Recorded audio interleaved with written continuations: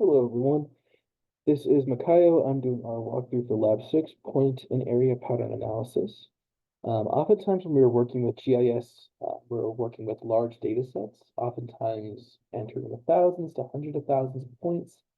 For example, in this lab, we're working with 100,000 occurrences of crime in Manhattan. Manhattan is a small area, so it is difficult for us to visualize 100,000 points effectively within that small of an area. There are various techniques that we're going to be using in this lab to make that a little bit better, a little bit smoother and easier for people to see. And those techniques are also called the fishnet, which creates a fishnet that helps us capture points. It's basically a polygon and it helps us get an even spacing between our points. Our field calculations, which we've done previously, our spatial join tool, not the right click and add spatial join. And we're going to be working with spatial weights as well as spatial autocorrelation, as well as our cluster and outlier analysis tools. If you have any more questions about what those tools do or how they work, click on these links.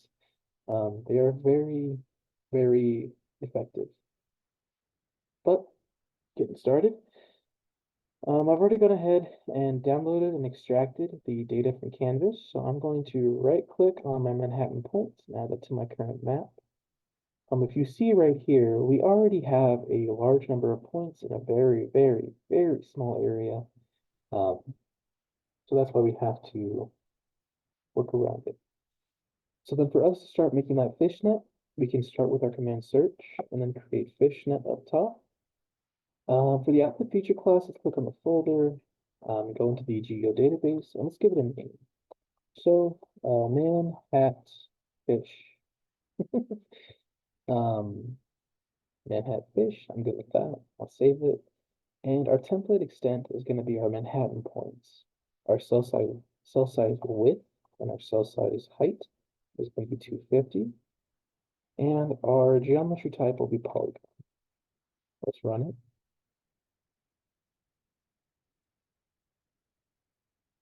Run that one more time and delete the label. So we're left with just our Manhattan fish and our polygons right here.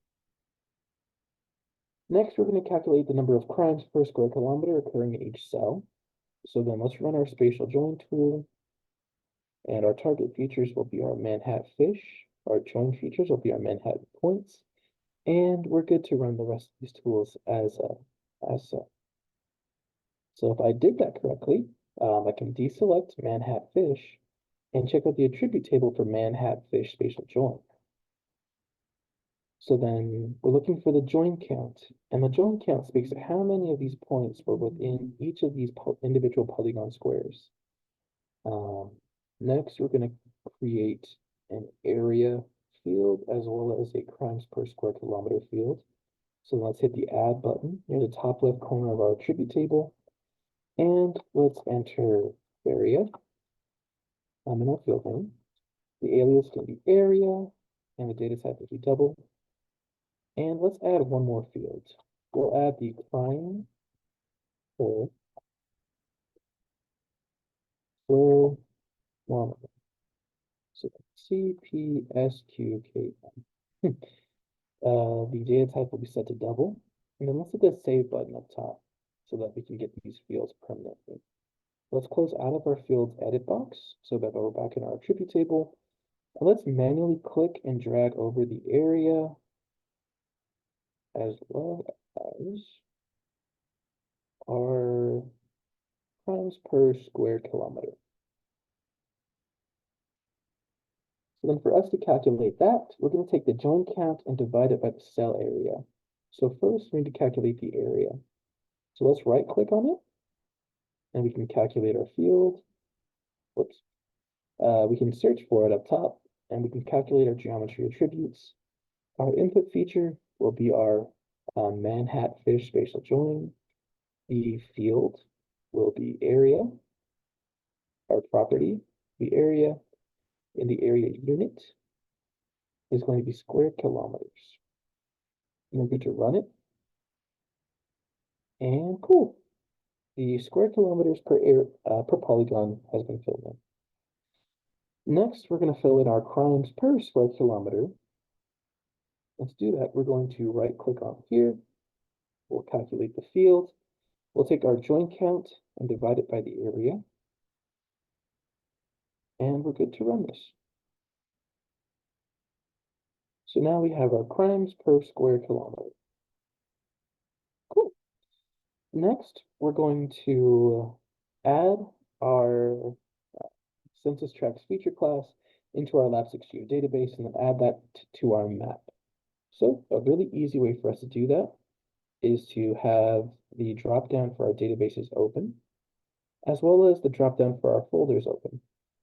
All I'm going to do is left-click census tracts and drag it up to the geodatabase up here, and then right-click and add to current map for my census tracts. I'm going to go ahead and deselect my Manhattan Fish spatial join. And now we're going to repeat the workflow that we did for our Manhattan Fish spatial join. So let's check out the attribute table for our census tracts. And all right, we have to start with our area and then go to our crimes per square kilometer and so on and so forth, as well as our spatial join. So let's do our spatial join first. So then up top, we'll go spatial join. Our analysis tools, our target features will be our census tracts. The join features will be our Manhattan points.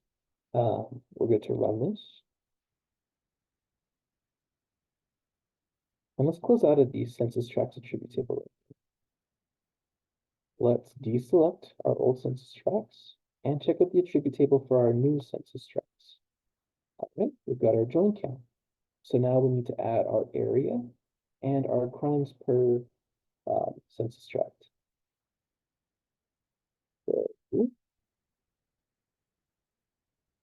let's add new fields. I go into the top left corner of our census tract of the attribute table for our census tract, and let's add an area. The data type can be double, as well as our crimes committed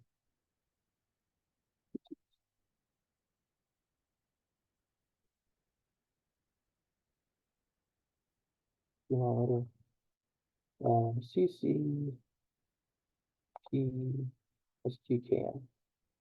The data type can be double. And once you have both of our new fields added, let's hit the save button up top.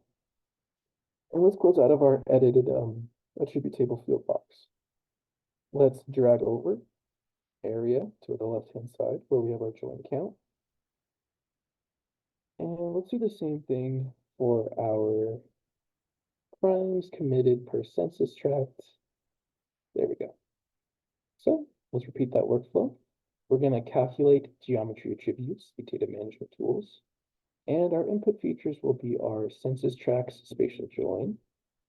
The field that we're going to be using is our area. Property will be area, and the area unit is going to be square kilometers. Let's run it. And cool, our area is calculated. So then to get our crimes committed per square kilometer, we're going to right click on the header of the fields. We'll calculate the field. We'll take our join count and divide it by the area. And then we should have the correct feature. So you'll create a layout map with two panels, one showing the number of crimes per square kilometer with each grid cell, and the other showing the number of crimes per square kilometer with each census tract for Manhattan. Please make sure to include all your standard map elements, and then change your symbology to graduated colors to see the results. So then that's symbology editing. I'll leave that to all of you, and get moving on to number 5. Number 5 asks us to switch our method of analysis to kernel density. So let me just minimize all of these. And the command search up top for our kernel density tool. And then our input point will be our Manhattan points. And then let's use our search radius of 500 first. Our area units will be meters. So we're looking for square meters. And let's run this.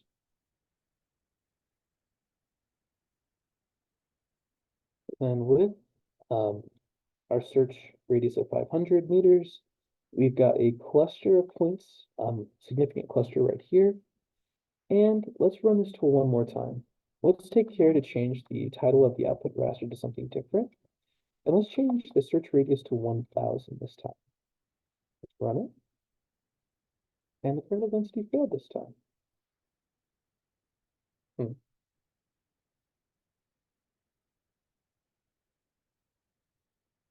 So then when I use 1000 meters, we get more of a blending, and we can see that we have some more concentrated points up north as well.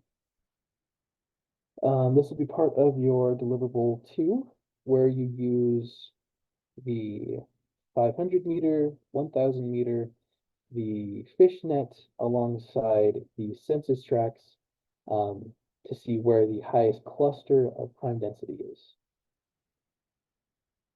So then next, we're going to use a little bit more statistical analyses instead of using visual components. So then let's minimize these. We can deselect all of you.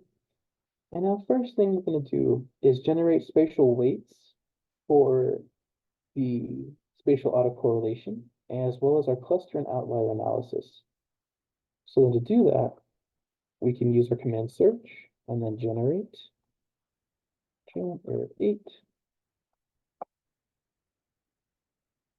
spatial weights matrix.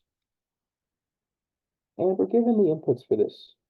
Our input feature class, this can be our census tracts. Our census tract spatial join. The unique ID field can be tract no. And let's give this a name. We're also told to put this into a folder, right?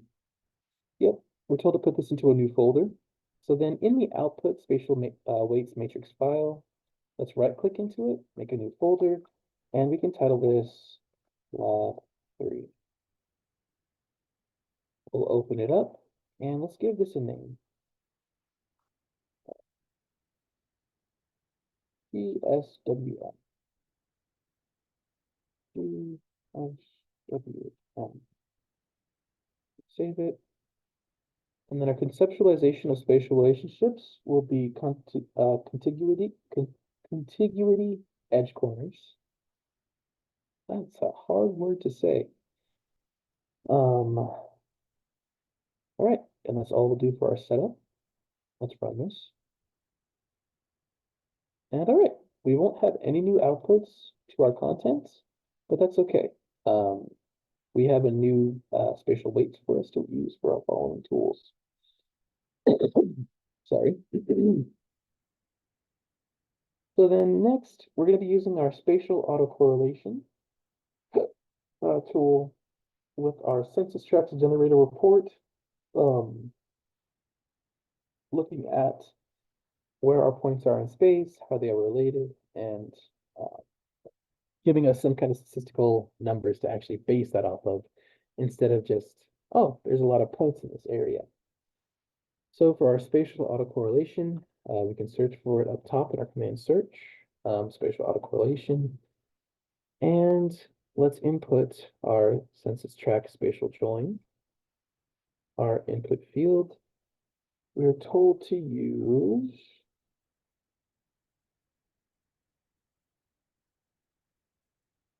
normalized crimes as the input field.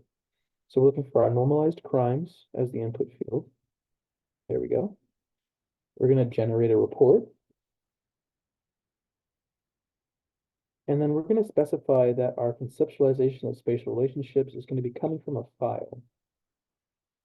From here, we're going to click the folder to the right hand of our weights matrix file. And if we click on folders and go into my projects, we should have our SWM or our spatial weights right here. So once you have your spatial weights highlighted, you can press OK. And then we're good to run this. We're given some error, features with no neighbors, but that's okay. We're working with an island.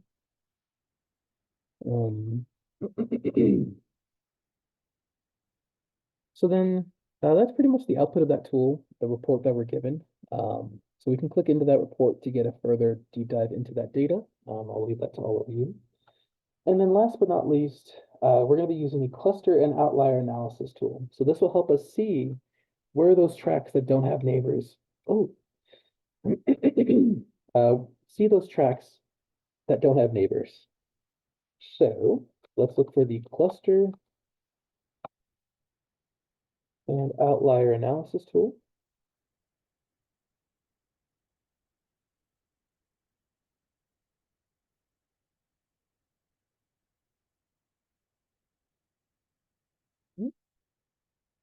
So then our input feature class will again be our census tract spatial join.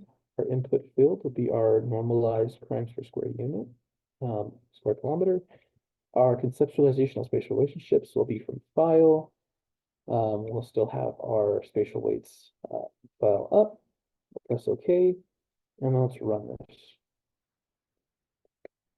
So, looking for census tracts that don't have neighbors, down here. We have parts of these little inlets and islands and, oh, Ellis Island, that are disconnected.